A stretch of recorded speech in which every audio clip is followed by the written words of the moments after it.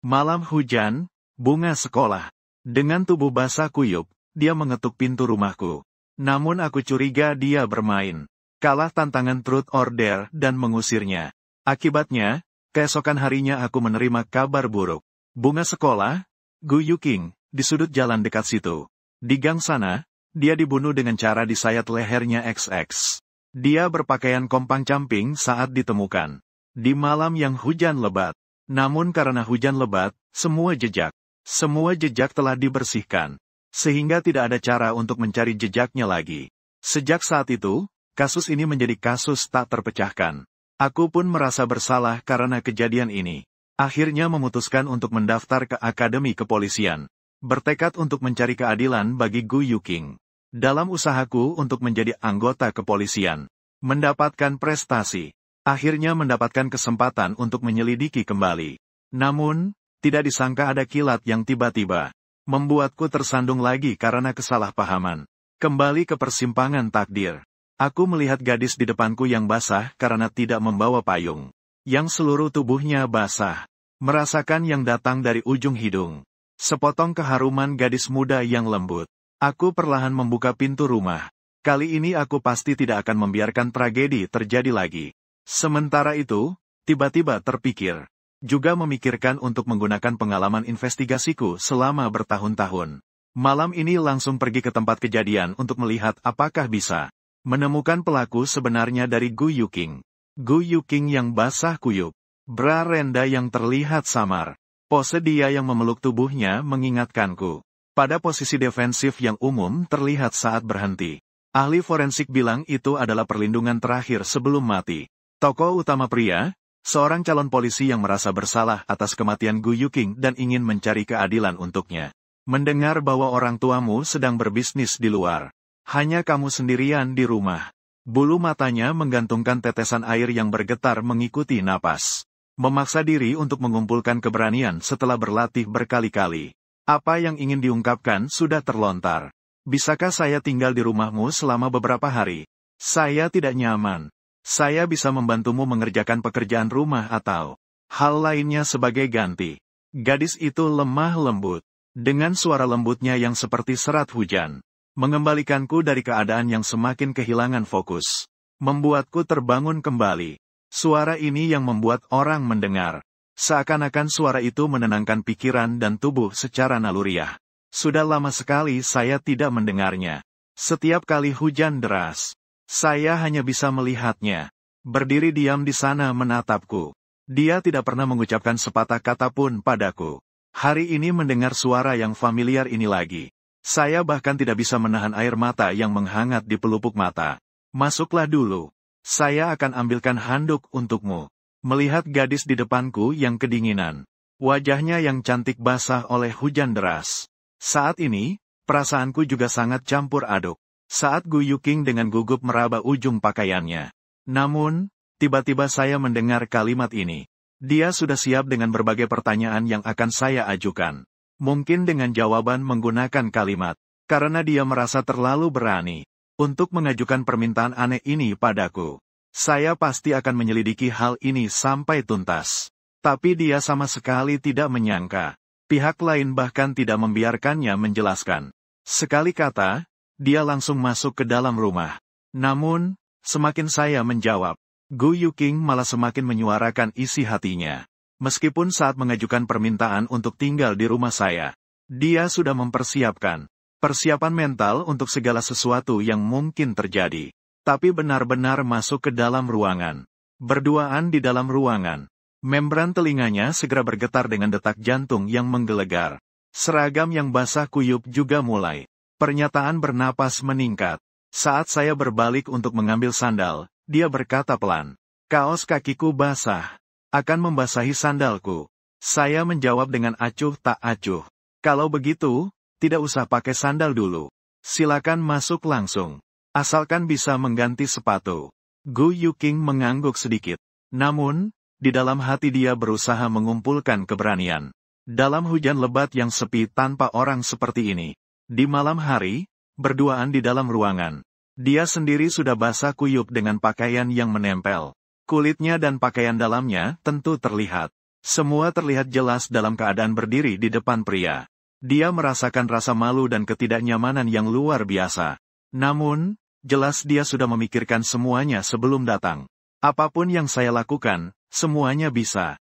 Selama bisa membuatnya tinggal di sini. Dia tidak tahu apa yang membuatnya tidak nyaman. Kuku Gu Yuking terbenam dalam telapak tangannya. Dia berusaha menenangkan dirinya sendiri. Dia seolah mendengar suara napasnya yang cepat, bergema di ruang tamu yang luas. Ketika saya berbalik untuk mengambil handuk, dia dengan cepat menatap ruangan dengan sinar mata. Sepatu olahraga yang miring di area pintu masuk, ketel yang mengepul di atas meja kopi, kotak susu kedelai yang miring di samping lemari TV. Setiap jejak kehidupan membuatnya. Punggungnya yang tegang terasa terkapar. Punggungnya yang kencang mulai rileks. Ini hanya satu handuk untuk mengeringkan rambut. Jika kamu tidak keberatan, silakan pakai saja. Sambil berkata, aku menyerahkan handuk itu kepada Gu Yuking. Saat dia menerimanya, bau aroma sampo garam laut tercium. Gadis itu segera mengeringkan rambutnya dengan handuk. Bolehkah kamu meminjamkan aku satu pakaian? Gu Yuking menggenggam ujung kemeja yang basah. Saya baru menyadari dia. Penampilannya memang sudah sedikit tua. Bukan karena sedang. Karena barang itu sudah lama tidak dipakai. Meskipun pada pergelangan kaki kirinya, tali merah itu sudah sedikit memudar. Karena kamu memang harus mengganti pakaian. Sebaiknya kamu mandi air panas saja. Jika tidak, kamu akan sangat kedinginan dan bisa sakit. Ketika berbicara tentang mandi, Gu Yuking tiba-tiba merasa malu. Dia menundukkan kepala dan mengangguk sedikit. Kamar mandi di kamar tamu tidak memiliki bak mandi. Jika tidak keberatan, gunakan saja kamar mandi di kamarku. Aku pergi menyiapkan air panas untukmu. Begitu memikirkan untuk mandi di tempat yang biasanya aku gunakan. Wajah Gu Yuking semakin memerah. Tangan kecilnya menjadi canggung, hampir saling bertautan. Seakan-akan hampir menyatu satu sama lain. Dengan suara air yang mengalir, Gu Yuking melihat sosokku yang sibuk. Dia mengumpulkan keberanian untuk bertanya. Tokoh utama pria, seorang calon polisi. Ada apa? Aku menoleh padanya dan menambahkan. Panggil saja namaku langsung.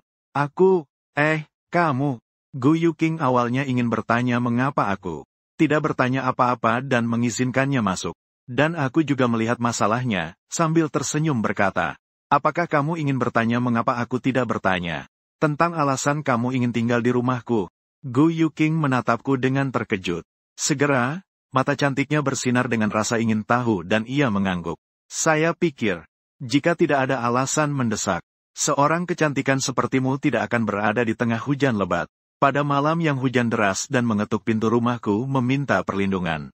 Karena itu adalah alasan yang mendesak. Maka mungkin juga tidak perlu dibicarakan kepada orang luar. Jika demikian, jika saya masih bertanya, itu akan terasa agak tidak sopan. Mendengar kata-kataku, Gu Yuking tidak bisa menahan air mata di pelupuk matanya. Dia mendengar dalam, lembut, toleran, pengertian, dan baik hati. Dia sekali lagi yakin bahwa dia tidak salah memilih orang. Bahkan, dia juga mendengar saya memujinya sebagai seorang kecantikan. Di tengah perasaan yang rumit, dia tidak bisa merasa seberkas kebahagiaan manis. Air mandi sudah siap. Saya bangkit dan berjalan perlahan menuju Gu Yuking. Tiba-tiba, saya mengulurkan tangan dan menekannya ke dinding. Saya tidak khawatir tentang apakah kamu tinggal di sini, bukan? Apakah ada niat yang tidak baik? Tapi apakah kamu takut tinggal di sini? Aku akan. Apa ada tindakan yang tidak baik terhadapmu? Merasakan hembusan hangat dari pria di depan. Dan suasana mesra saat ini. Gu Yuking hanya merasakan aliran hangat di seluruh tubuhnya. Tubuhnya sedikit terkulai di dinding. Setelah sedikit menggigit bibirnya, ia berkata, aku percaya padamu. Setelah mengatakannya, matanya bergetar untuk pertama kalinya. Dengan berani, ia menatap mataku. Dia tidak mengatakan apakah dia takut atau tidak. Dia hanya berkata, aku percaya padamu.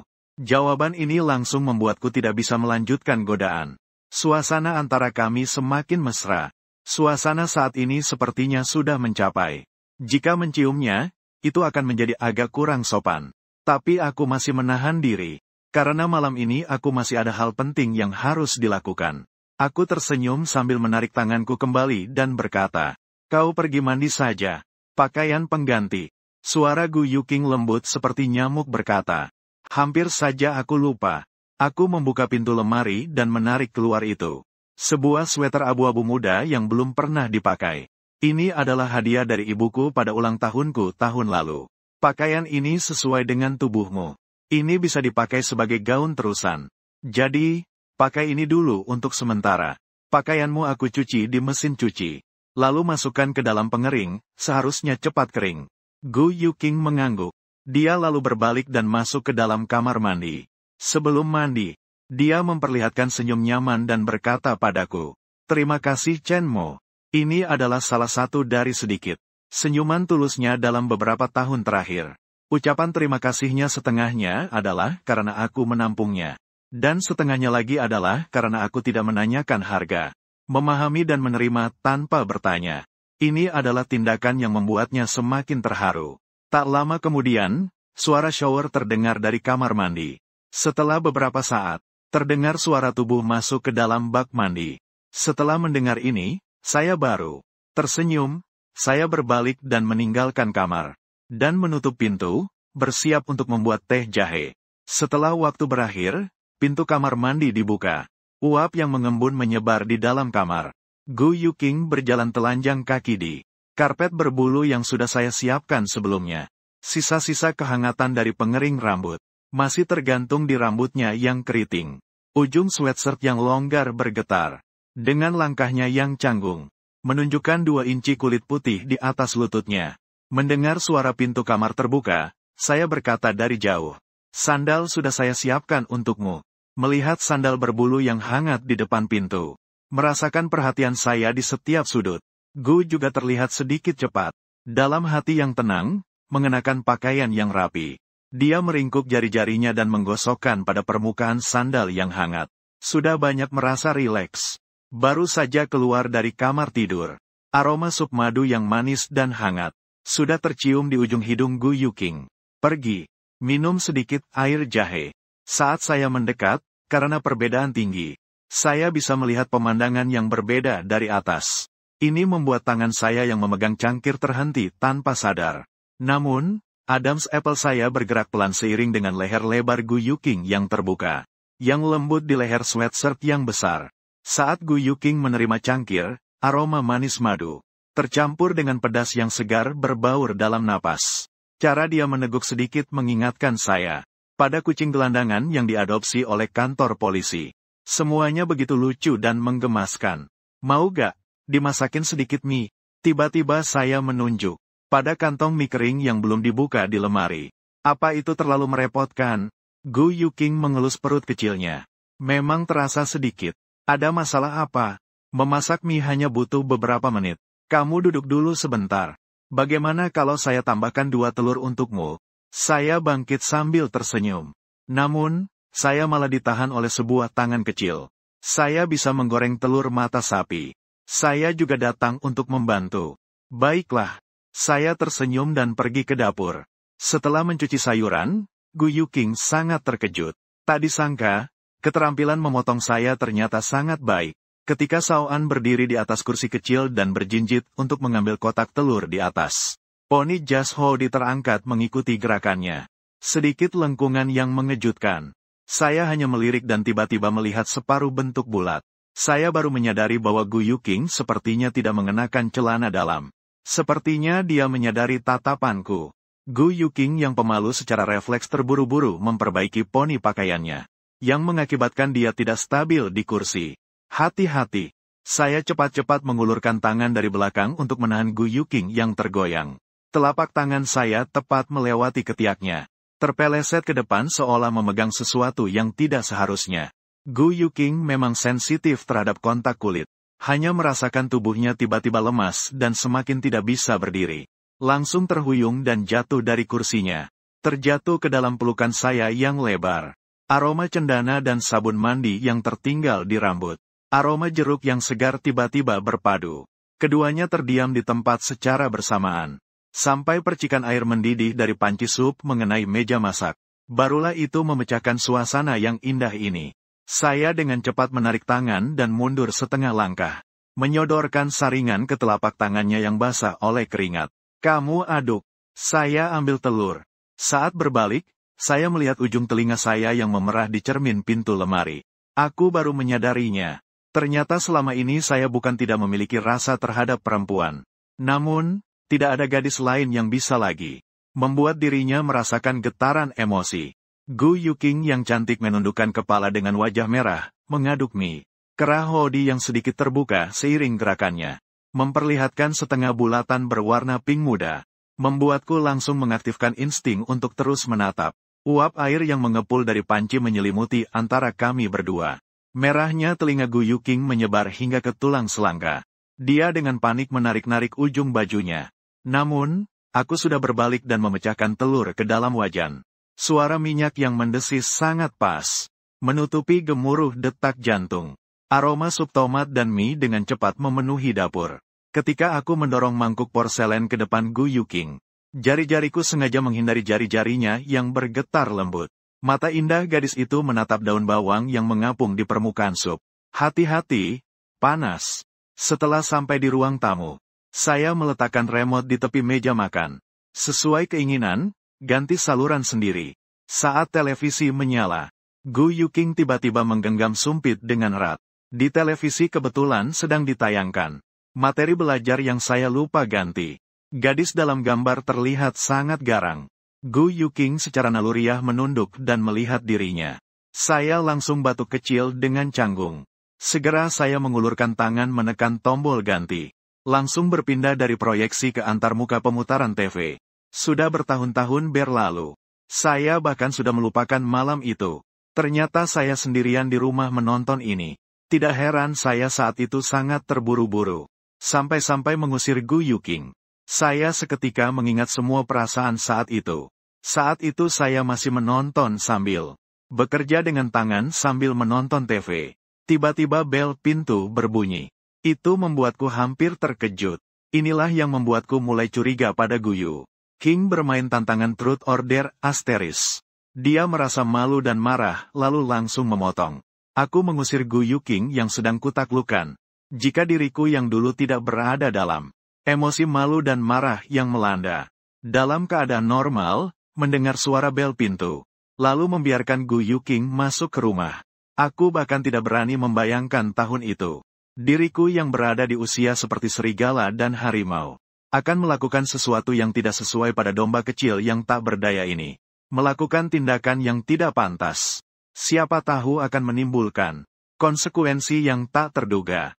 Untungnya, setelah bertahun-tahun, diriku yang sekarang sudah jauh lebih tenang. Bahkan jika bahan pelajaran terlihat di depan gadis, aku bisa berpura-pura tidak ada yang terjadi tanpa malu. Dengan cepat memutuskan seolah tidak ada yang terjadi. Keduanya sepakat untuk berdiam diri seolah tidak terjadi apa-apa. Tidak ada yang mengucapkan sepatah kata pun. Katanya, gadis-gadis suka menonton Crayon Shinchan. Ayo putar Crayon Shinchan. Saya mengklik kartun Crayon Shinchan. Dengan cepat suara menyebalkan yang familiar itu terdengar dari televisi. Musik ceria dari kartun itu dengan cepat mengurangi rasa canggung antara mereka berdua. Bahu Gu Yuking yang tegang akhirnya menjadi rileks. Suara sendok yang mengaduk kuah risotto. Bagaimana rasanya? Dulu, saat SMA, saya sudah bisa memasak. Namun setelah itu, memasak XX memakan waktu terlalu lama. Waktu untuk memasak sendiri jadi berkurang dan lebih asal-asalan. Tiba-tiba merasa seperti kembali ke masa SMA. Saya tidak tahu apakah kemampuan memasak saya sudah berubah. Dengan asam manis dari tomat, aroma panas itu menyebar di ujung lidah. Mata Gu Yuking tiba-tiba bersinar. Seperti bintang yang tiba-tiba menyala di langit malam. Dia tak bisa menahan diri dan melihat ke arahku dengan cepat. Ternyata kamu jago masak. Saya menyandarkan dagu sambil melihat dia mengembungkan pipinya dan menghembuskan napas. Uap yang mengepul membuat wajah gadis itu samar. Namun tidak bisa menutupi butiran kecil keringat yang muncul di ujung hidungnya. Saya mengeluarkan tisu dan dengan lembut mengusapnya. Saya berkata sambil tersenyum. Keringat sudah mulai keluar. Kedinginan sudah bisa diusir. Makan pelan-pelan. Di dalam panci masih ada lagi.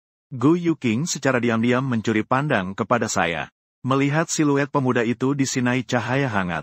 Dan aku menatap rupa cantiknya dengan tatapan terpikat. Hati Gu Yuking bergetar. Namun dia berpura-pura tidak melihat dan fokus pada makanannya. Dengan cepat dia menghabiskan mie beserta kuahnya. Saat itu, dia baru menunjukkan ekspresi puas di wajahnya. Apakah satu mangkuk sudah cukup? Begitu suara Gu Yuqing selesai berbicara. Di luar jendela tiba-tiba terdengar petir yang menggelegar. Secara refleks, saya melihat ke arah jam dinding. Jarum jam menunjukkan pukul 9.57. Masih ada waktu sekitar setengah jam sebelum waktu kejadian di kehidupan sebelumnya. Butuh waktu juga untuk pergi dari rumah sendiri. Ditambah lagi harus menyelidiki di sekitar. Objek yang mencurigakan juga membutuhkan waktu. Jadi, saya pun bersiap untuk berangkat. Ayo, minum sedikit air dan berkumur. Saya bangkit mengambil segelas air dan sehelai selimut. Saya datang dan menutupi Gu Yuqing dengan selimut itu. Karena kamu sudah kenyang, mari kita duduk di ruang tamu dan menonton TV untuk mengendorkan perut. Ini mangkuknya taruh dulu. Nanti saya cuci. Saya keluar untuk membeli sesuatu. Kembali sebentar lagi. Sebesar ini. Gu Yuqing melirik keluar melihat hujan deras dengan cemas. Tidak apa-apa. Sangat dekat. Membeli sedikit makanan untuk camilan malam. Ketika saya bangkit dan berjalan menuju pintu, tiba-tiba berbalik dan memberikan pengingat. Ingat, sebelum saya kembali, siapapun yang membunyikan bel tidak boleh membuka pintu, mengerti? Saya punya kunci. Saya tidak akan membunyikan bel pintu. Saya khawatir apa yang dialami Gu Yuqing bukanlah kejahatan mendadak, tetapi merupakan kejahatan yang direncanakan. Maka sangat mungkin ini akan mengikuti Gu Yuqing. Mengintai di suatu tempat dekat rumahnya. Jika demikian, maka itu justru lebih mudah diatasi. Area di mana Gu Yuqing dibunuh tidak memiliki kamera pengawas. Bahkan jika ada, itu telah tertutup oleh hujan deras sehingga tidak terlihat apa-apa. Namun, di rumah sendiri, saya telah memasang kamera di dalam dan luar. Jika ada seseorang muncul di sekitar, maka mereka tidak akan bisa menyembunyikan bayangan mereka. Mendengar penjelasan saya, Gu Yuqing mengangguk seperti anak kucing yang patuh. Membungkus dirinya dengan selimut. Saat pintu tertutup, melihat ruangan yang tiba-tiba kosong, Gu Yuqing tanpa sadar membungkus selimutnya lebih erat. Dia meringkuk di sofa, menunggu kepulangan saya dengan tenang. Saat saya membuka payung hitam dan melangkah ke bawah hujan, atap payung segera dihantam hujan lebat dengan bunyi berdentum yang rapat. Saya mengangkat pergelangan tangan untuk melihat jam tahan air. Pukul 9.58. Waktu kematian yang diperkirakan oleh ahli forensik sebelumnya adalah antara pukul 22.30 hingga pukul 23. Gang tempat kejadian berada di luar dua jalan di kota tua. Di sana tidak ada kamera pengawas. Tapi saat ini tujuan saya bukanlah tempat kejadian, melainkan toko 24 jam yang harus dilalui. Toko serba ada yang buka, karena di sini ada kamera yang merekam Gu Yuqing menggunakan uang yang tersisa untuk membeli sedikit makanan. Karyawan minimarket yang baik hati juga memberikannya sebuah handuk untuk mengeringkan rambutnya yang basah, dan meminjamkannya surat perintah. Gu Yuqing di depan pintu toko. Barulah dia menuju ke tempat kejadian. Dengan adanya rekaman CCTV dari toko serba ada dan dirinya, keadaan pencernaan makanan di perutnya, baru memungkinkan ahli forensik untuk lebih baik menentukan waktu kejadian. Jika tidak, hujan yang terus-menerus mengalir sepanjang malam, bahkan sulit untuk menentukan waktu kejadian. Jadi saya memutuskan untuk pergi ke sini. Saya ingin melihat area yang tidak terpantau oleh kamera toko swalayan. Apakah ada orang mencurigakan yang pernah berkeliaran di sekitar sini? Karena Gu Yuqing tinggal di sini selama sekitar 10 menit. Dia sangat mungkin telah diperhatikan pada waktu ini. Belum tentu akan ada yang memperhatikan Anda. Dalam perjalanan, saya mengeluarkan ponsel untuk melihat rekaman kamera rumah. Dalam rekaman, Gu Yuqing terlihat memeluk lututnya, meringkuk di sofa sambil menonton televisi. Sepertinya dia sangat takut sendirian. Harus menyelesaikan penyelidikan lebih awal dan pulang. Melihat Gu Yuqing yang berperilaku baik di rumah sendirian dan tidak berlarian, saya juga merasa lebih tenang. Segera menyimpan ponsel dan mempercepat langkah saya. Ketika saya sampai di dekat toko swalayan di sudut jalan, saya mendengar suara geraman lembut menembus tirai hujan. Di samping tempat sampah di ujung gang, ada sosok kurus yang meringkuk. Keras seragam sekolah yang ditarik miring. Terlihat bekas goresan merah gelap di leher. Orang itu menggendong sesuatu yang berwarna hitam dan berbentuk kerangka yang cacat. 3 pemuda berambut dicat mengelilinginya. Yang paling depan dengan rambut kuning menginjak punggung tangan yang menopang tanah. Benar, kan? Saya bertanya padamu, apa yang disimpan di dalam sapu tanganmu? Di sampingnya, seorang pemuda menjejakkan kakinya di tas sekolahnya. Orang yang tertekan di tanah itu meringkuk menjadi satu. Di sebelah kiri terjatuh sebuah kotak besi. Sementara telapak tangan kanan berusaha keras menggenggam sapu tangan berwarna abu-abu muda. Itu adalah sapu tangan yang saya gunakan untuk menekan lukanya saat pelajaran olahraga minggu lalu. Dia merasa bersalah dan bilang akan mengembalikannya setelah dicuci. Lin Yuan. Suara saya dibungkus suara hujan menghantam. Saya langsung mengenali bahwa yang dibuli oleh para penjahat itu adalah teman sekelas saya sendiri. Dia adalah seorang yang pendiam dan memiliki sifat penyendiri di kelas. Sering dijadikan sasaran kemarahan oleh siswa nakal. Mendengar suaraku, si rambut kuning langsung menoleh. Begitu melihat siapa yang datang, wajahnya langsung pucat. Keluargaku cukup mampu. Orang tuaku juga mengenal banyak orang dari berbagai kalangan. Untuk membuat orang tuaku nyaman setelah mereka pergi ke luar negeri, Chen mau tidak dibully baik di dalam maupun di luar sekolah. Mereka sudah membangun banyak hubungan. Jadi, aku di mata para preman ini ialah sosok yang tak tergoyahkan. Sebelumnya, ada yang tak melihat dan menghalangiku sekali. Akibatnya, keesokan harinya dia datang dengan wajah babak belur. Dia datang dan secara sukarela meminta maaf. Saat itu, aku masih belum tahu apa yang terjadi. Tapi kini aku tentu sudah tahu. Di tempat yang tidak diketahui diri sendiri, bagaimana orang tuaku melindungiku. Tentu saja, dengan pengalaman XX yang aku miliki selama bertahun-tahun. Kini, aku bukan sembarang orang yang bisa dihalangi. Saat ini, aku bahkan belum menurunkan payungku. Hanya mengangkat tepi payung setengah inci. Orang-orang di seberang tampak seperti melihat hantu dan segera pergi cepat-cepat. Di lorong hanya tersisa suara air hujan yang membentur atap seng. Saya jongkok dan payung menutupi orang di tanah dengan stabil. Apakah kamu baik-baik saja? Aku melirik Lin Yuan. Apakah kamu ingin saya antar ke rumah sakit untuk diperiksa? Saya baik-baik saja, saat saya mengulurkan tangan untuk menyentuhnya. Lin Yuan menarik kembali tangannya seolah tersengat listrik. Kotak besi itu berbenturan dengan dinding dan beberapa krayon bergulir keluar. Campuran air lumpur itu membentuk warna merah gelap yang aneh. Terima kasih. Dia menunduk untuk mengambil tasnya. Rambut depan yang basah menutupi tahi lalat di sudut matanya. Saya memperhatikan di sela-sela kuku tangan kirinya. Ada noda coklat gelap, seperti kerak darah yang mengering. Hujan begitu deras. Kamu masih keluar untuk memberi makan kucing liar ya? Saya menggunakan pegangan payung untuk mengangkat kotak besi yang terbalik. Di dalamnya ada setengah kantong makanan kucing selain krayon. Ketika berjalan-jalan di akhir pekan lalu, aku pernah melihat Lin Yuanan di taman dekat sini. Dia membalut kucing liar yang pincang dengan perban. Dan dia bilang sudah menghubungi orang yang bersedia mengadopsi. Dia mengatakan jika tidak ada yang mengadopsi, dia tidak bisa memberi makan kucing-kucing liar ini. Lin Yuanan sangat prinsipial dalam melakukan pekerjaannya. Ketika dia menemukan kucing liar, dia akan merekam video terlebih dahulu. Untuk melihat apakah ada yang bersedia mengadopsi. Setelah jelas ada yang mengadopsi, barulah dia mulai memberi makan kucing liar tersebut. Sampai orang yang bersedia mengadopsi datang untuk mengambil kucing itu. Karena dia pernah mendengar tentang akibat buruk dari memberi makan kucing liar sembarangan. Yang dapat terjadi. Lin Yuanan menjawab dengan samar. Lin Yuanan sedikit tertegun. Tiba-tiba dia batuk parah. Bahu yang tipis itu bergetar di bawah hujan. Aku melepas jaket dan melemparkannya. Kenakan. Ibumu tidak dinas lagi. Jika kamu sakit lagi, siapa yang merawat adikmu? Sambil berbicara, tiba-tiba pikiranku teringat kembali pada rekaman CCTV. Saat itu, Gu Yuqing berada di bawah pengawasan CCTV minimarket. Sepertinya dia melihat sesuatu yang membuatnya khawatir. Kemudian dia keluar dari minimarket. Pada saat itu dia melihat Lin Yuan. Saat itu, saya langsung mengerti. Gu Yuqing seharusnya telah melihat Lin Yuan diperlakukan dengan buruk oleh seseorang. Jika dia berdiri untuk membela pada saat itu. Seketika, sebuah ide muncul di kepalaku. Saat itu, Gu Yuqing meninggalkan minimarket.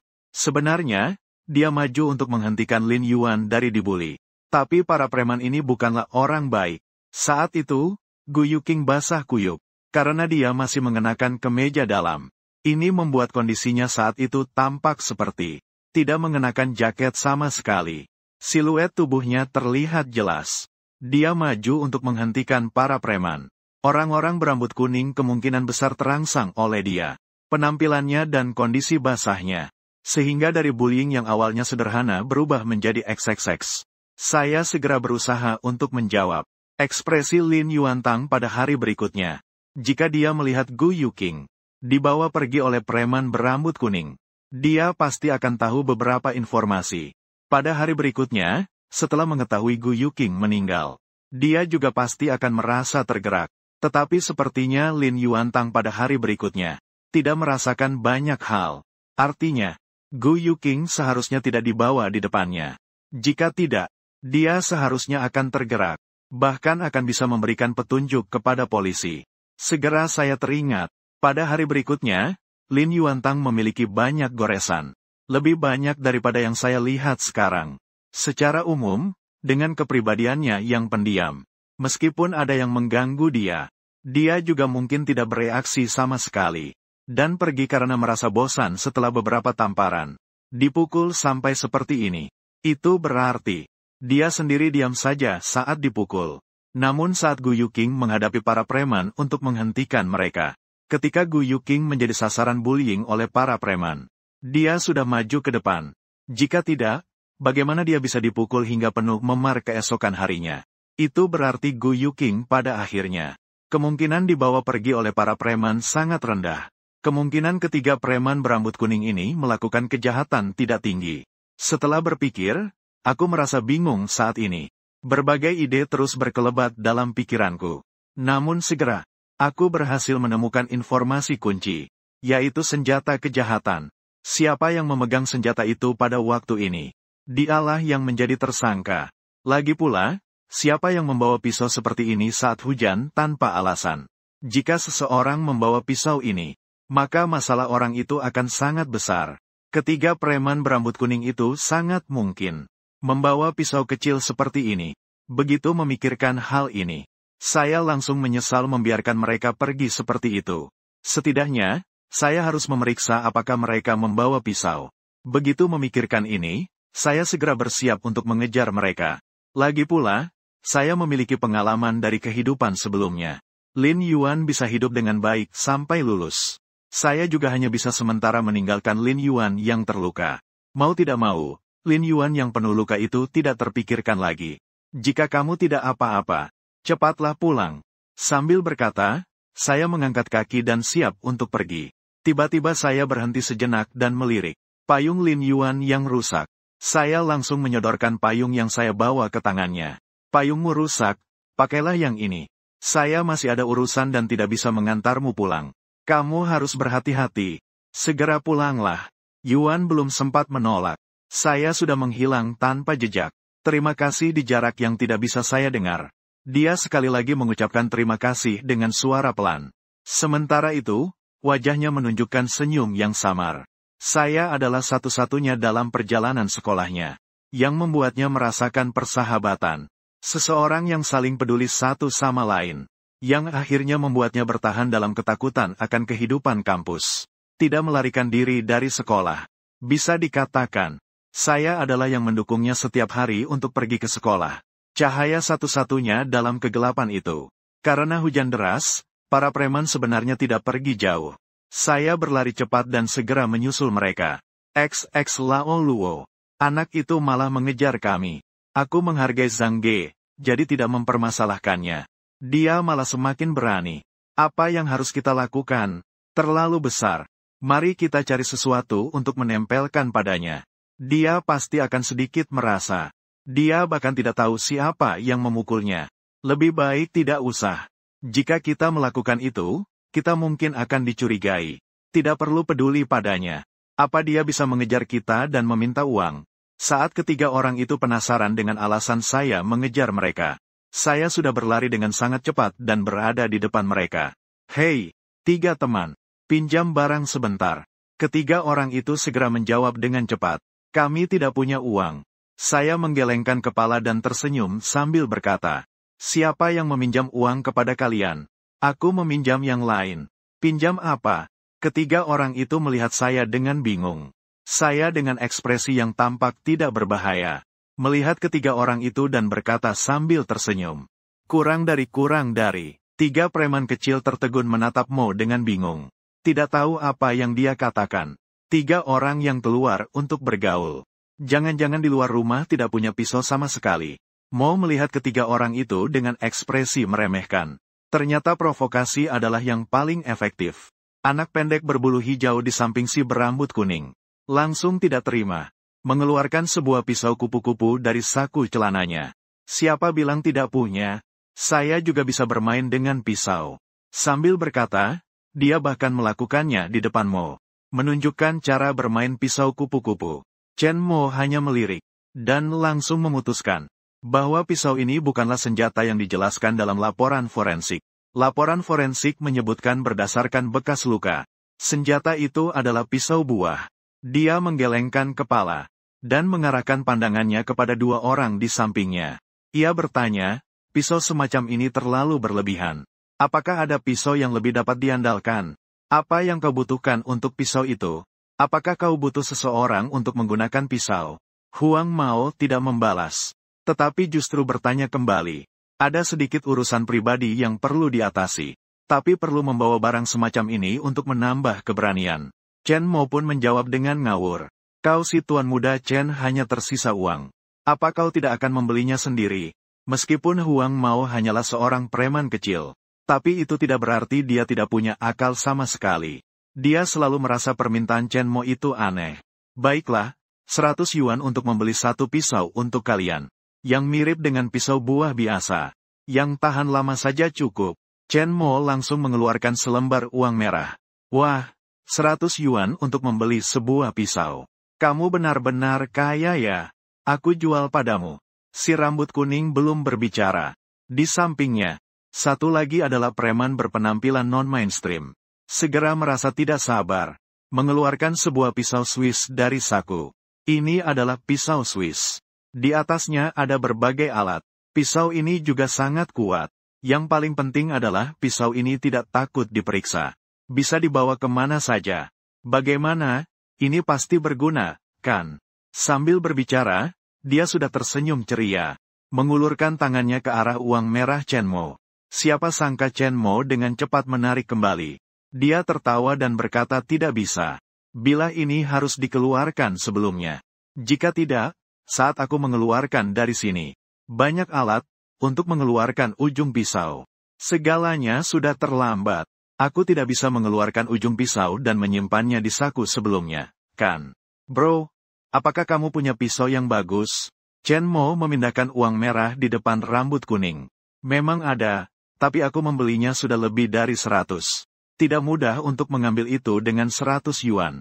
Sambil berbicara, orang berambut kuning mengeluarkan pisau lipat militer dari pinggangnya. Saat dia mengayunkan senjatanya, saat pisau muncul, suara bergetar metal pendek terdengar saat bilah dan pegangan bertabrakan. Suara nyaring dari pegas metal menembus tirai hujan. Pergelangan tangan orang berambut kuning. Pisau berburu bersinar tajam saat dia berputar. Ini adalah pisau berburu dengan panjang bilah 12 cm. Di bawah lampu jalan, ia memancarkan cahaya dingin abu-abu kehijauan. Gigi gergaji di punggung pisau memotong cahaya kecil di tirai hujan. Ini adalah versi asli dari pisau M9 yang dimodifikasi. Dengan bangga, orang berambut kuning menggunakan ujung pisau, menggoreskan sedikit di atas kotak kardus di sampingnya. Terlihat bahwa orang berambut kuning sama sekali tidak menggunakan tenaga. Kotak kardus itu langsung tergores. Apakah ini cukup kuat? Dalam hal daya tarik dan daya genta, pisau ini jelas memiliki keunggulan. Sayangnya, pisau ini bukan senjata yang dicari Chen Mo. Pisau ini memiliki mata yang bagus. Sayangnya, saya hanya membawa 100 yuan. Ya sudahlah. Chen Mo selesai berbicara langsung berbalik dan pergi. Sialan, kenapa saya selalu merasa kita bertiga dihina oleh bocah ini? Pria berambut hijau di samping Huang Mao berkata dengan kesal. Tidak terlalu mirip. Tadi saya melihat dia datang meminta pisau kepada kita. Sangat serius. Tidak terlihat seperti ingin menipu kita. Huang Mao menggelengkan kepala. Apa yang bisa membuat bocah ini membutuhkan pisau? Orang tuanya sangat berpengaruh. Katanya, dia bahkan tidak tahu Betapa besar dukungan yang diberikan orang tuanya padanya. Sudahlah, jika tidak ada urusan dengan kita, itu sudah lebih baik. Jangan pedulikan dia. Dalam hujan, wajah Chen Mo tampak tidak baik. 3 preman ini adalah petunjuk yang tidak terdeteksi di kehidupan sebelumnya. Karena di kehidupan sebelumnya, Lin Yunan tidak mengatakan apa-apa. Dia bahkan berpikir bahwa hari ini dia menemukan terobosan. Tidak menyangka ternyata arah yang dicari salah sama sekali. Dia sebenarnya tidak merasa. Ketiga orang ini sengaja menyembunyikan sebuah pisau buah. Tidak menunjukkan itu. Bagaimanapun juga, dia langsung meminta pisau buah. Jenis pisau seperti itu, jika ada, tentu saja sudah dikeluarkan. Berapa sih harga pisau buah? Bisa ditukar, kenapa tidak ditukar dengan 100 yuan? Sekarang mereka juga tidak melakukan kejahatan. Tidak perlu menyembunyikan sesuatu. Hujan menembus keheningan seperti jarum baja.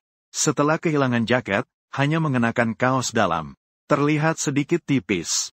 Rambut rontok di dahinya menempel di tulang alis. Tirai air membuat lingkungan di sekitar kabur. Jarinya mengepal. Uang 100 yuan yang lembek karena basah oleh hujan.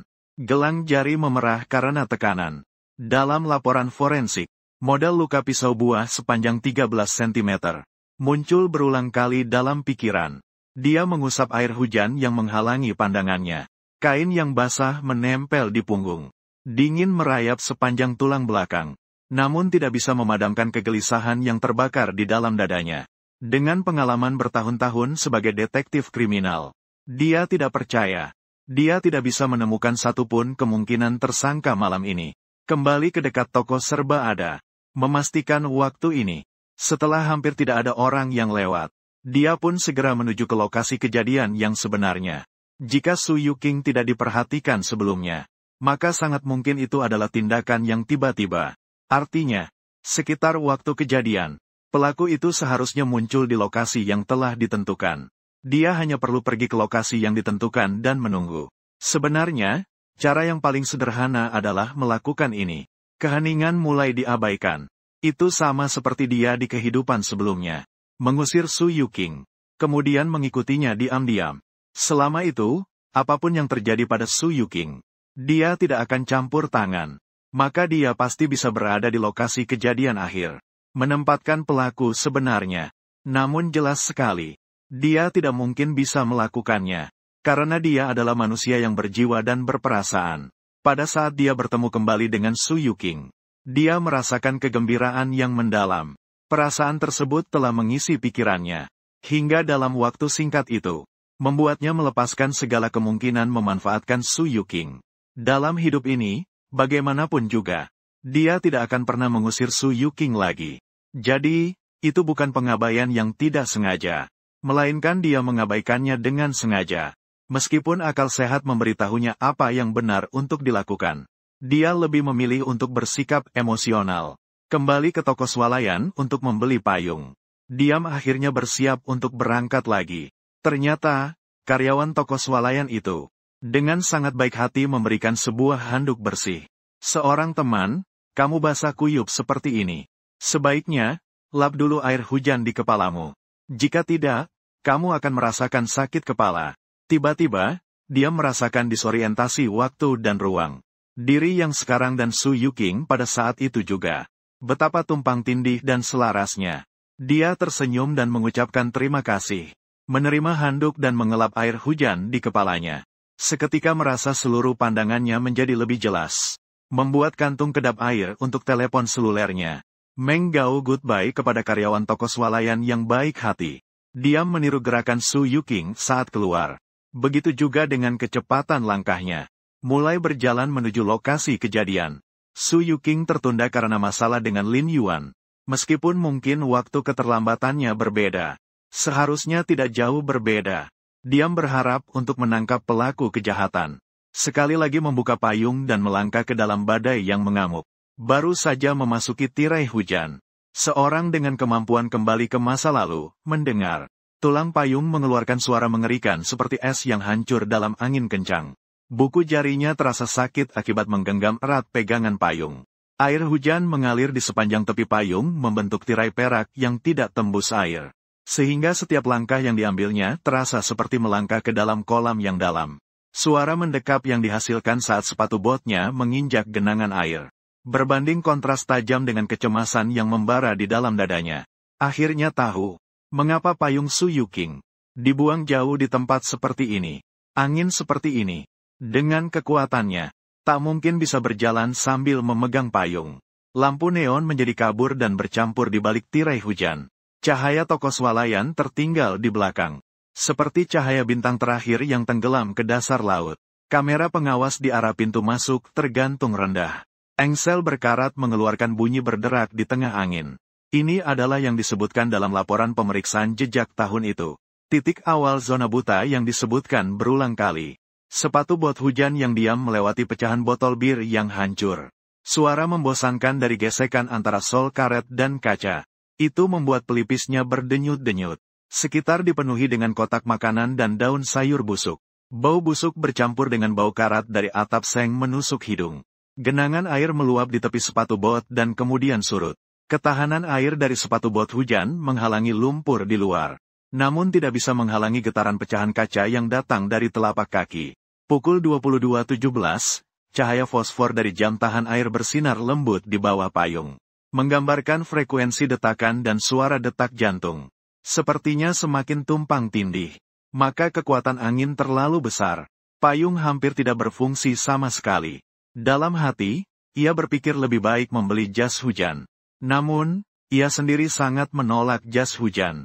Merasa sangat nyaman saat mengenakannya. Air hujan mengabaikan perlindungan payung. Hujan yang dipukul oleh angin kencang menghantam wajah Chen Mo. Satu-satunya keuntungan memiliki payung adalah bagian atas dahinya. Sedikit banyak masih bisa menghalangi beberapa kemungkinan basah oleh hujan. Sekali lagi, untaian hujan meluncur keluar dari hati. Chen Mo menghadapi angin dan mempercepat langkahnya. Bangunan ilegal di ujung gang berubah menjadi siluet menakutkan di tengah hujan deras. Tiba-tiba, sepertinya angin dingin menerpa. Permukaan payung dibalikkan oleh angin kencang. Hujan es menghantam wajahnya. Chen Mo dengan sengaja membuang payungnya.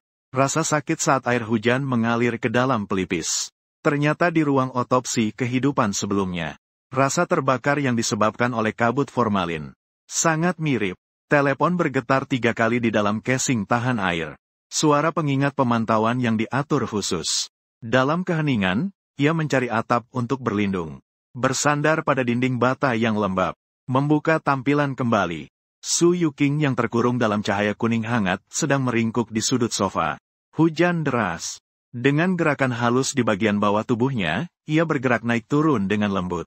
Sudut pandang pemantauan tepat dapat melihat pergelangan kakinya yang telanjang. Saat ini, sepasang kakinya yang kecil sedang saling menggosok perlahan dengan gelisah. Dan tatapannya sesekali beralih ke pintu. Di tatapan itu terdapat sedikit harapan. Ada sedikit kekhawatiran. Seperti seorang gadis yang sedang jatuh cinta. Menunggu pacarnya pulang dengan cepat. Ia berharap Chen Mo segera kembali. Dan khawatir bagaimana dia keluar. Sudah 20 menit membeli sesuatu, belum juga kembali. Tunggu sebentar lagi, sudah baik. Jangan terburu-buru. Chen Mo meraba sudut mata gadis yang memerah di layar dengan ibu jari. Menyimpan ponsel kembali ke saku dada. Chen Mo menghapus tirai air di depannya. Vena di leher terlihat menonjol karena menggigit gigi. Jam tahan air menunjukkan pukul 22.20. Sudah sangat dekat dengan waktu perkiraan kejadian kejahatan. Saat ini, pelaku mungkin ada di dekat sini. Atau dia akan segera datang. Dia membungkuk dan bergerak menyusuri tepi dinding. Menyembunyikan dirinya dalam tirai hujan. Lumpur di dinding mengalir mengikuti ujung rambut kekerah. Kain di punggung sudah basah terkena hujan. Saat ini seperti perisai es.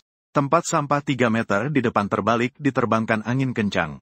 Daun sayur busuk terbungkus kondom terhempas ke atas ubin batu. Sepatu bot hujan yang diam menginjak tanah, terasa licin di telapak kaki. Seperti dalam foto tempat kejadian perkara dari kehidupan sebelumnya. Bekas noda yang ditinggalkan oleh korban tampak sangat mirip. Akhirnya kita sampai di tempat kejadian. Saat ini, kita harus mengamati siapa yang akan lewat dari sini. Tirai hujan sangat lebat. Mengamati sebenarnya tidak mudah. Chen Mo segera mengangkat bajunya untuk menutupi kepalanya. Agar air hujan tidak mengganggu pandangannya lagi. Dia menyipitkan matanya untuk mengamati sekeliling. Saat ini, di sekitar hanya ada hujan deras dan angin kencang. Maka tidak ada suara lain lagi. Chen Mo membungkuk dan bersembunyi di bawah atap seng bangunan ilegal. Cahaya biru terang dari jam tahan air menerobos tirai hujan. Pada pukul 22.29, tiba-tiba terdengar suara tabrakan logam dari ujung gang. Chen Mo langsung menengok ke arah suara itu. Dia melihat sosok yang mengenakan hoodie hitam. Saat mundur, dia secara tidak sengaja menabrak. Dia terjatuh menimpa sebuah penyangga logam. Chen Mo segera berjalan cepat masuk. Tak disangka ternyata itu adalah seorang kenalan. Zhou Hao, tenggorokannya terasa ketat. Bully yang terkenal di Linyang kedua. Sedang mengupas apel dengan pisau buah. Bilah pisau dengan tepat memutar kulit apel menjadi spiral mengikuti daging buahnya. Bukankah ini Lao Mo? Apa kau melakukan ini di malam hari saat hujan lebat? Tidak boleh. Kenapa kau berlari ke sini? Zhou Hao melihat ke arah Chen Mo. Dia bertanya dengan terkejut. Dalam keadaan biasa, di sekolah, siswa pintar dan penguasa sekolah adalah dua garis paralel yang tidak akan pernah bertemu. Namun di Linyang kedua, diam adalah satu. Kehadiran khusus yang menghubungkan dua garis paralel secara langsung. Dia bisa bermain dengan siswa pintar, dan bisa bergaul dengan penguasa sekolah dengan harmonis. Setelah bergaul lebih banyak dengan Zhou Hao, dia semakin memahami mengapa Zhou Hao menjadi penguasa sekolah. Penguasa sekolah hanyalah pelindungnya. Kondisi keluarganya tidak baik. Ibunya juga menderita penyakit gagal ginjal. Dia tidak ingin dianggap rendah karena kondisi keluarganya. Saya tidak ingin seperti itu karena latar belakang keluarga saya yang kurang beruntung. Dan menjadi sasaran penganiayaan. Jadi, dia tidak tahu dari mana dia belajar ini. Jika ingin tidak dibuli orang, maka harus membuli orang lain terlebih dahulu. Dengan cara ini, dia membangun nama baik. Dia juga memiliki hubungan baik dengan preman di luar. Dia menjadi penguasa di sekolah menengah Linyang kedua. Aku keluar untuk mengurus sesuatu. Angin terlalu kencang, membuat payungku rusak. Keheningan tersenyum sedikit. Dia berkata, apa yang kamu lakukan di tengah malam seperti ini? Tato kalajengking di belakang telinga Zhou Hao bergerak saat dia menelan daging buah. Menggerak, ujung pisau mengangkat apel keriput di dalam kantong plastik. Mengirimkan sedikit buah untuk ibuku. Namun, akhirnya dia diusir kembali. Ibu Zhou Hao menderita penyakit uremia. Dia membutuhkan dialisis 3 kali seminggu. Dan saat ini, dia sedang terikat dengan serbuk kuning muda di tepi darah. Itu adalah plester anti-slip yang biasa digunakan di lorong rumah sakit. Zhou Hao jelas tidak berbohong. Namun, seiring dengan gerakan Zhou Hao, pupil keheningan menyusut dalam sekejap. Karena saat ini pisau buah di tangannya. Memang terlihat seperti deskripsi senjata pembunuhan kasus Su Yuqing. Tiba-tiba saya melihat Chen Mo berdiri dalam diam. Dalam tirai hujan. Seperti terkena ilmu pengikat. Zhou Hao merobek kerah pakaiannya. Saat melihat Chen Mo di bawah kanopi hujan. Dia berteriak, kau berdiri di hujan kenapa? Cepatlah datang. Rumah saya tepat di sebelah. Aku akan meminjamkanmu payung. Chen Mo mendengar dan memasuki kanopi yang sama dengan Zhou Hao. Begitu dekat, dia langsung mencium aroma disinfektan yang kuat, campur dengan bau trombin. Ini adalah aroma yang biasa terdapat pada keluarga pendamping di ruang perawatan intensif. Aroma yang umum pada mereka. Tiba-tiba, ponsel Zhou Hao berbunyi. Keluarga pasien nomor 304. Ibumu oksigen darahnya turun lagi. Zhou Hao langsung berubah wajahnya. Pisau buah terjatuh ke dalam genangan air. Dengan sisi tajam menghadap ke atas. Mencerminkan bayangan dirinya yang berlari kencang. Dia bahkan tidak ada yang sempat memberitahu Chen Mo tentang situasinya. Chen Mo membungkuk untuk mengambil pisau itu. Dia memastikan dengan penuh keyakinan bahwa pisau ini sama persis dengan pisau buah yang diduga oleh ahli forensik. Bisa dibilang sangat konsisten. Titik waktu ini muncul di tempat ini. Muncul sebuah pisau yang sesuai dengan dugaan alat kejahatan. Pisau buah yang sepenuhnya identik. Chen Mo hampir dapat memastikan bahwa pisau ini adalah alat kejahatan kunci dalam kasus Su Yuqing. Angin kencang menggebu bersama hujan deras. Masih terus memukul atap seng. Suara ketukan yang berirama terus mengisi telinga. Chen Mo memegang pisau buah yang dipenuhi lumpur ini. Ujung jari sedikit bergetar. Bayangan Zhou Hao telah lenyap di tirai hujan. Sedangkan cahaya yang memantul dari pisau itu seperti paku es. menyiksa pelipisnya yang berdenyut-denyut. Alat kejahatan muncul seperti ini. Siapa sebenarnya pelaku kejahatan itu? Ini menjadi sangat aneh. Senjata ini bisa diambil oleh siapa saja. Bukankah itu berarti siapa saja bisa jadi pembunuh? Justru pemilik asli Zhou Hao adalah yang paling tidak mungkin menjadi pembunuh.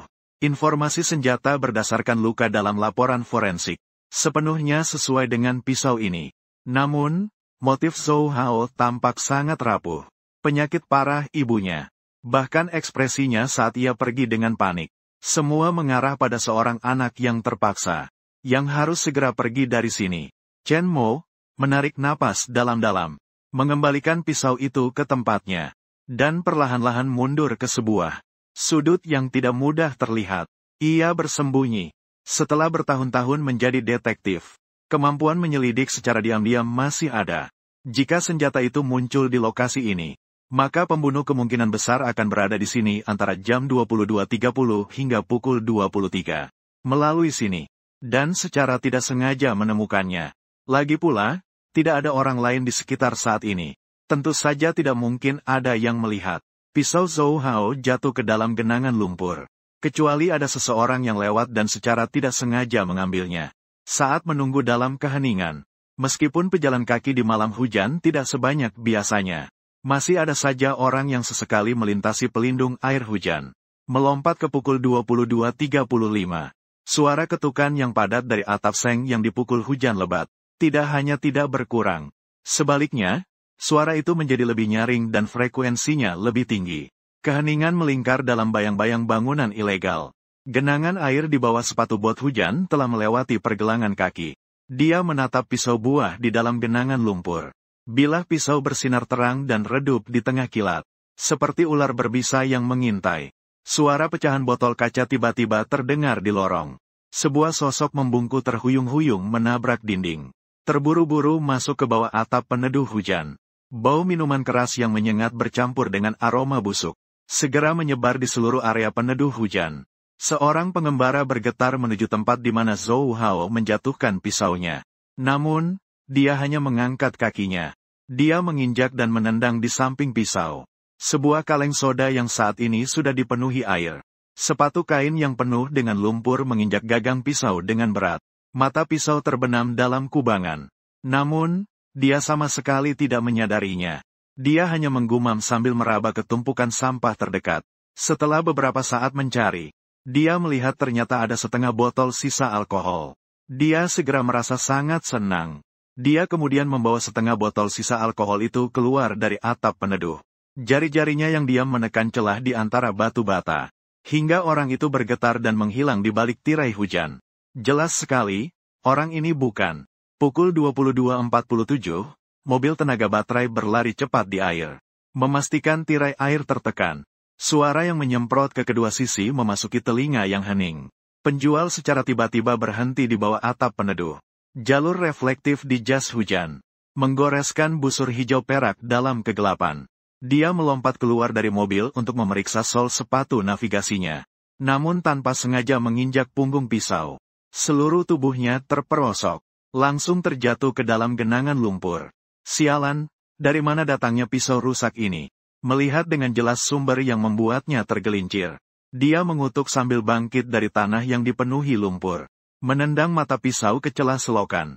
Air kotor yang terpencar menempel pada seluruh badan pisau.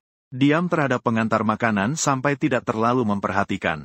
Kemungkinan pengantar makanan melakukan kejahatan masih cukup rendah. Status penyelesaian pesanan mereka semuanya terdaftar. Berdasarkan waktu penyelesaian pesanan dan jarak. Sangat mudah untuk memperkirakan rute perjalanan mereka. Dan waktu yang dihabiskan. Jadi lebih mudah untuk diperiksa. Jika memang pengantar makanan yang melakukan kejahatan, sudah lama diketahui. Hanya saja pengantar makanan ini menendang pisau ke tempat yang begitu terpencil dan tertutup oleh lumpur. Jika ingin agar orang lain tidak secara tidak sengaja menyentuhnya lagi, saya khawatir itu akan cukup sulit. Dan saat ini, waktu yang tersisa hingga waktu kematian yang diperkirakan, hanya tersisa 13 menit lagi. Tentu saja, karena itu adalah waktu yang diperkirakan. Tidak bisa dikatakan sepenuhnya bisa dipastikan.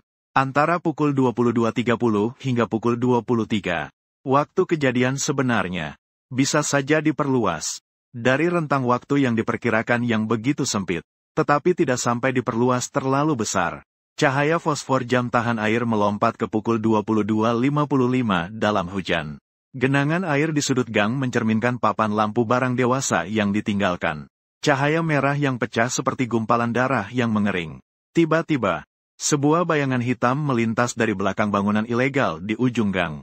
Pupil yang diam-diam menyusut dengan cepat. Orang itu mengenakan jas hujan hitam. Penutup hitam menutupi setengah wajahnya. Dia membungkuk. Sepatu bot hujan mengeluarkan suara lengket saat menginjak lumpur. Secara tidak sengaja berjalan menuju bilah pisau yang tertutup lumpur.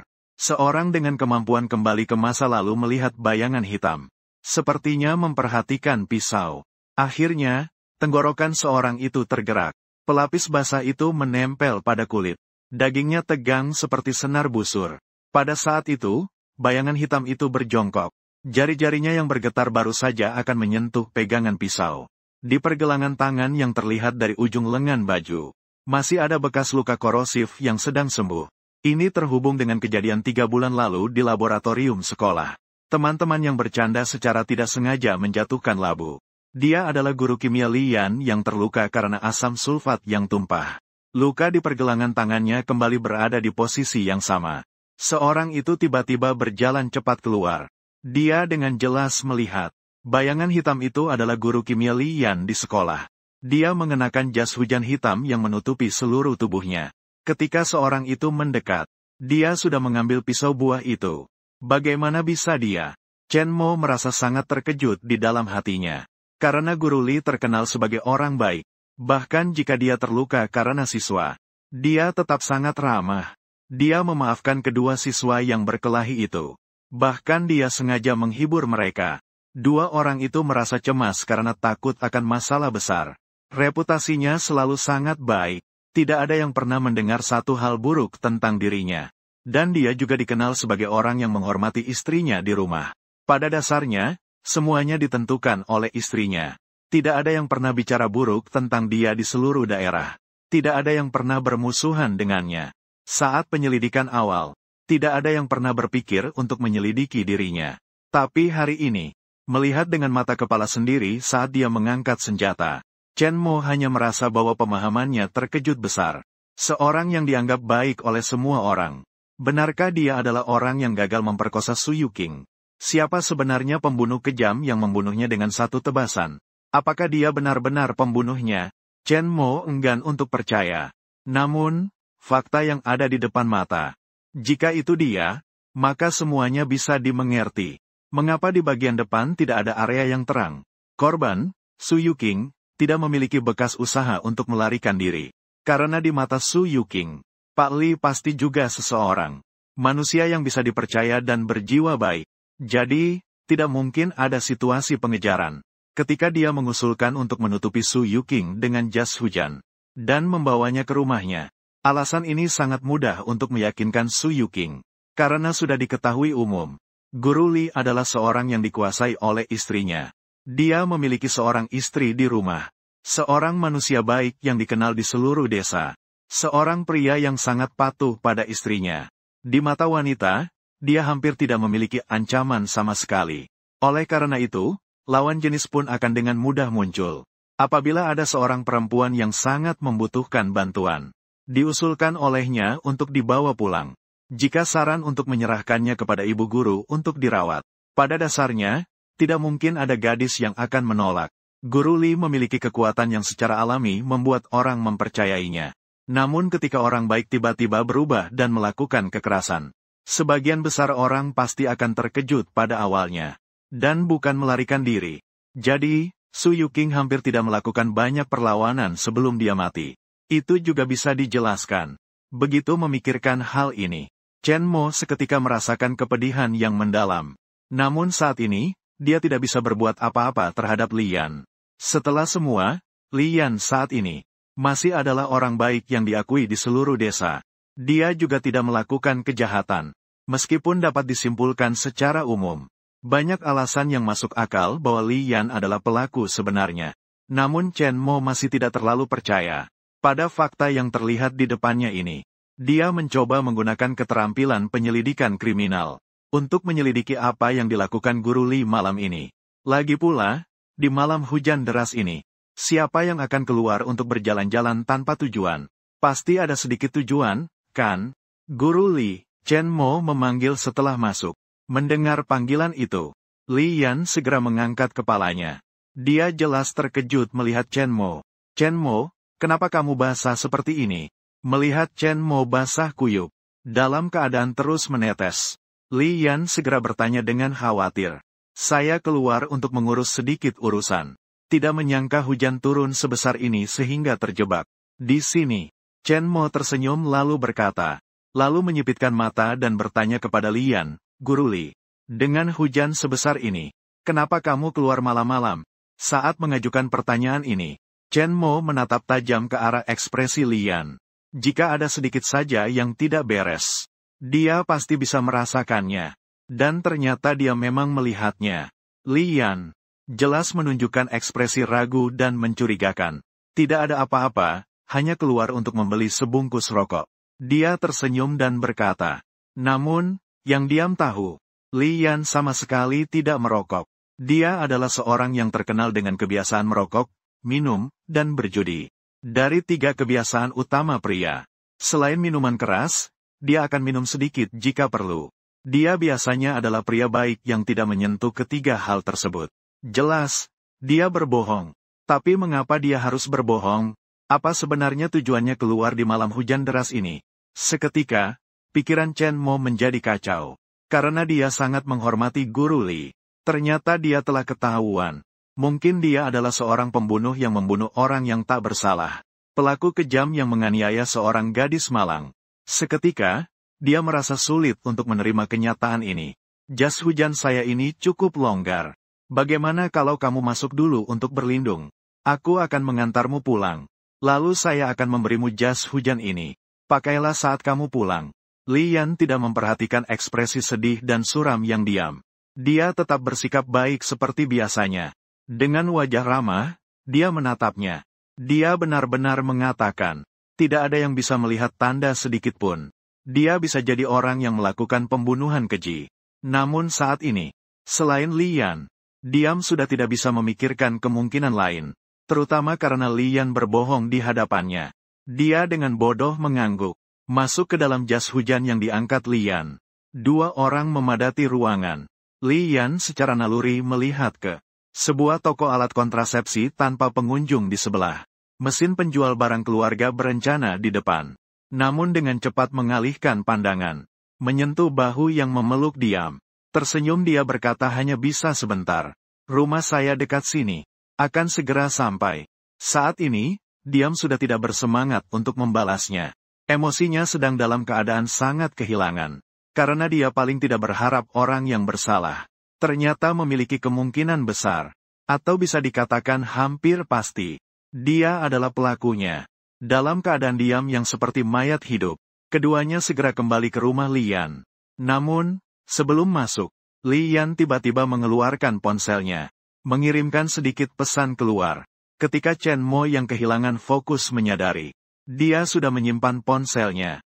Saya lupa membawa kunci. Tunggu sebentar dulu. Li Yan melihat Chen Mo melihat ke atas. Dia langsung tertawa sedikit. Tapi ketika Chen Mo hanya menempel pada Li Yan, dia jelas merasakan gantungan kunci di pinggangnya. Ini adalah kebohongan kedua Li Yan hari ini. Chen Mo semakin merasa bingung. Setelah menunggu sedikit waktu, pintu rumah akhirnya dibuka oleh seseorang. Yang membuka pintu adalah istri Li Yan, Su Huirong. Dia juga merupakan guru kimia di sekolah. Hanya berbeda tingkat dengan Li Yanjiao. Dengar-dengar, mereka pernah berhubungan sebagai senior dan junior. Saat Su Huirong membuka pintu, hanya terlihat dalam keheningan sabuk dari jubah sutra yang dia kenakan saat ini. Dalam keburu, ikatannya longgar. Kerahnya miring ke samping. Di bahunya terlihat bagian bawah tali berenda yang menyentuh tulang selangka. Rambut pendek di dekat telinganya menempel basah di samping lehernya. Seperti baru saja melepas headband. Pipi merona dengan kemerahan yang tidak wajar. Jari-jarinya masih terlumuri minyak mawar yang belum dibersihkan. Cahaya hangat dari pintu masuk menyebar dari belakangnya. Chen Mo melihat botol anggur merah yang terjatuh di meja kopi ruang tamu. Korek api panjang yang dimasukkan ke dalam botol masih mengeluarkan asap hijau. Sementara sofa yang seharusnya diletakkan lebih gelap, menghadap ke selimut sutra tipis yang kusut. Poni selimut yang menjuntai sedang menyapu kelopak mawar yang berserakan di karpet. Di pintu masuk, aroma jeruk dari lilin aromaterapi, campur dengan aroma nafsu yang belum sepenuhnya hilang. Seketika, pikiran yang diam menjadi terang benderang. Banyak gambar melintas di depan matanya. Banyak hal menjadi jelas sekarang. Dia segera kembali, mengingat Guru Li yang mengangkat jas hujannya. Saat dia mengizinkan dirinya untuk masuk, pernah melirik ke arah toko barang dewasa. Saat itu, dia tidak memperhatikan dalam keheningan. Dalam konteks kondisi ibu guru saat ini, mengingat Guru Li yang sengaja berpura-pura tidak memiliki kunci, dengan sengaja mengeluarkan ponsel untuk mengirim pesan. Seketika, semua petunjuk menghubungkan dengan jelas jalur tindakan. Guru Li dan istrinya awalnya merencanakan untuk bersantai malam ini. Namun, mereka mendapati bahwa alat kontrasepsi sudah habis. Jadi dia berlari di tengah hujan untuk membelinya. Dan dia kebetulan melihat genangan air di jalan. Sebagai orang baik, dia biasanya suka menangani hal-hal seperti ini. Dia kembali melakukan kebiasaan lamanya. Lalu dia menemukan di samping saluran pembuangan. Menemukan bahwa ada sebuah pisau kecil terhalang di sana. Menghalangi tumpukan barang-barang. Membangun sebuah tanggul kecil. Mengakibatkan genangan air di jalan meningkat drastis. Maka, dia pun meraih dan mengambil pisau itu. Akhirnya, dia secara tak terduga melihat muridnya diam. Pada saat itu, dia merasa malu untuk melakukannya di depan muridnya. Pergi ke toko barang dewasa untuk membeli alat kontrasepsi. Ditambah lagi, dia tidak tenang memikirkan muridnya di hari hujan deras seperti ini. Terjebak di bawah tempat berteduh. Dia membawanya kembali ke rumah. Dan karena Su Huirong seharusnya mengenakan pakaian dalam yang menggoda, menunggu dia pulang. Jadi, dia tidak berani langsung membuka pintu. Ia pun berpura-pura tidak membawa kunci. Dia mengirimkan pesan terlebih dahulu untuk memberitahu Su Huirong. Memberinya waktu untuk mengenakan piyama. Seketika, di benak Chen Mo, semua perilaku Guru Li, semuanya terhubung dengan logis. Sebagai seorang detektif berpengalaman, kemampuan untuk menyimpulkan ini masih ada. Siswa ini, kenapa dia basah seperti ini? Cepat ambil handuk ini untuk mengelap. Ketika Li Yan mengirim pesan, dia sudah memberitahu Su Huirong sebelumnya. Jadi saat dia membuka pintu, dia memegang sebuah handuk di tangannya. Jika kebohongan Guru Li memiliki alasannya, jika dia masih orang baik seperti dulu, Chen Mo tidak memanggil Su Huirong sebagai guru, melainkan memanggil sesuai dengan pangkat Li. Sebutan berdasarkan senioritas Li Yan. Dalam hatinya, Li Yan masih sangat dihormati. Setelah menerima handuk dan mengucapkan terima kasih, baru kemudian dia mulai mengelap rambut. Sambil mengelap rambut, dia semakin bingung dalam hatinya. Jika kebohongan Pak Li ada alasannya yang mendalam. Jika dia masih orang baik seperti dulu. Jika istrinya sedang menunggunya pulang dengan cinta. Orang seperti ini, benarkah akan di tengah jalan tiba-tiba tergoda oleh seorang mahasiswi pada saat percobaan pemerkosaan, menggunakan pisau kecil yang ditemukan secara acak untuk membunuh dan melarikan diri, tidak peduli bagaimana memikirkannya. Rangkaian motivasi perilaku orang ini, semuanya sangat longgar dan tidak masuk akal. Saat itu, Su Huirong melihat bahwa Li Yan masih memegang sebuah pisau. Dia langsung penasaran dan bertanya, "Mengapa mata guntingmu begitu kotor?" "Ah, aku sampai lupa. Pisau ini entah siapa yang membuangnya di mulut selokan. Terjebak di sana dan menghalangi banyak sampah. Semua itu menyebabkan genangan air di jalan semakin parah. Ketika aku baru saja mengangkatnya, aku tepat melihatnya. Diam-diam aku lupa untuk membuangnya." Li Yan berkata demikian dan bersiap untuk membuang pisau itu ke tempat sampah. Saat ini Chen Mo tiba-tiba menyadari adanya sesuatu yang tidak beres. "Tunggu sebentar, Pak Li. Biarkan aku melihat pisau itu." Chen Mo segera berhenti. Apa yang bisa dilihat dari sesuatu yang kotor ini? Li Yan sedikit bingung membalik pisau itu. Ujung pisau menghadap ke dalam. Pegangan pisau menghadap keluar, diserahkan kepada Chen Mo. Semua ini adalah gerakan murni secara tidak sadar. Dari sini kita juga bisa melihat karakter Pak Li. memang adalah orang yang lembut dan ramah terhadap orang lain. Chen Mo mengambil pisau buah itu. Dia mengamati dengan seksama bila pisau buah itu. Seketika wajahnya berubah. Sebelumnya, lampunya redup dan dia tidak bisa melihat dengan jelas. Tidak menyangka bahwa bilah pisau buah ini ternyata memiliki bagian yang sedikit melengkung. Sangat jelas bahwa Zhou Hao telah menggunakan pisau ini untuk memotong sesuatu yang cukup keras, yang menyebabkan bilah ini melengkung. Meskipun hanya sedikit melengkung, sayatan pada tubuh manusia pasti akan memiliki perbedaan yang cukup jelas. Laporan forensik tidak menyebutkan hal ini. Dengan kata lain, pisau buah yang digunakan dalam kejahatan saat itu bukanlah pisau buah ini yang punya lengkungan kecil. Dia telah salah menentukan senjata pembunuhan. Pisau buah semacam ini bukanlah alat khusus. Tidak aneh jika beberapa orang memiliki yang sama. Namun, pisau buah yang sama, di malam hujan deras seperti ini, muncul di lokasi kejadian yang sama. Sungguh agak terlalu kebetulan. Maka tidak heran jika Chen Mo bisa salah. Lagi pula, dia tidak mungkin berpikir, di malam hujan deras ini, ternyata ada dua orang berbeda, memegang dua pisau buah yang sama, muncul di area yang sama. Dia segera membalikkan pergelangan tangannya, melihat waktu di pergelangan tangannya. Saat ini, waktu sudah menunjukkan pukul 23. Tidak bisa, harus cepat kembali. Mungkin saja pembunuh yang sebenarnya baru muncul sekarang. Keheningan dan kecemasan. Segera mengulurkan handuk kembali kepada Su Huirong. Sambil berkata maaf. Guru Li, sudah agak larut malam. Saya tidak ingin mengganggu lebih lama. Saya harus cepat pulang. Saya akan meminjam jas hujan Anda terlebih dahulu. Diam-diam meletakkan gagang pisau ke tangan Lian. Mengenakan jas hujan dan segera berlari ke dalam hujan deras. Lian bahkan tidak sempat bicara dengannya. Jalan yang licin di hari hujan ini. Hati-hati di jalan, jalan perlahan. Lian hanya bisa berusaha berteriak. Tetapi hujan derasnya terlalu kuat. Diam tidak mendengar apa yang dia katakan.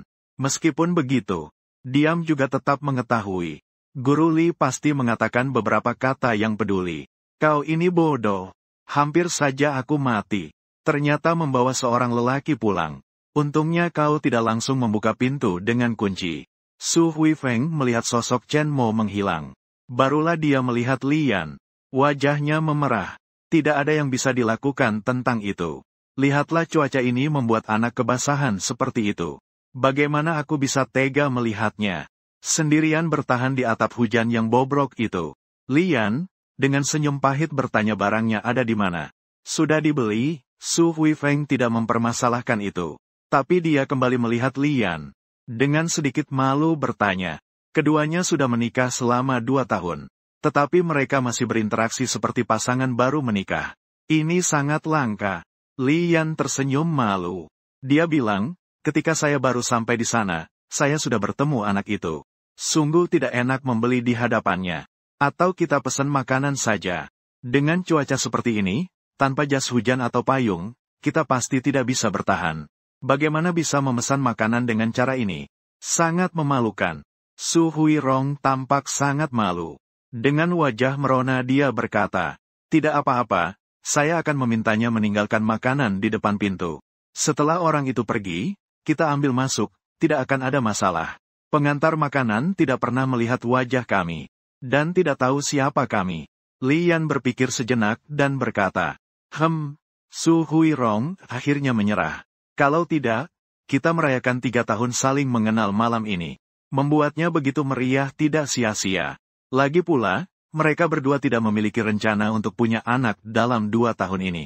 Di balik tirai hujan, diam-diam berlari kembali ke lokasi kejadian. Di sekitar tidak ada sosok manusia. Dia sudah bolak-balik beberapa kali. Meskipun banyak orang yang lewat selama waktu itu. Namun sebagian besar tampak terburu-buru. Sama sekali tidak terlihat seperti orang yang akan berhenti untuk melakukan kejahatan.